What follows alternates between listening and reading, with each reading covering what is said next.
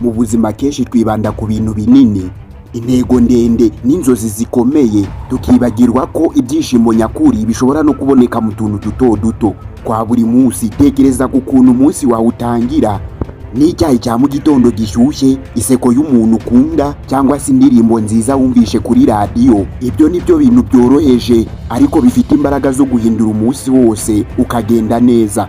Kwitegereza uko izuba rirenga, kuganira n'inshuti zawe, gufasha umuntu utazi, cyangwa se kwicara akanya gato ugafata umwanya wo guhumeka gusa. Ibyo byose icyo bigamije ni ukugira ngo ubone ibyiza mu tuntu duto duto kandi dusanzwe. Ntitugategereze ibitangaza bikomeye kugira ngo twishime, ahubwo reka twigire mu kumenya agaciro k'utuntu duto duto, kuko utwo ngutwo wita ngo ni dutoya nutumenyera agaciro, uzasanga ubuzima bwawe ari bwiza kurusha uko wabitekerezaga. Icyo ugomba kumenya, ibyishimo ntibiri kure, biri hafi yacu mu buzima bwa buri munsi.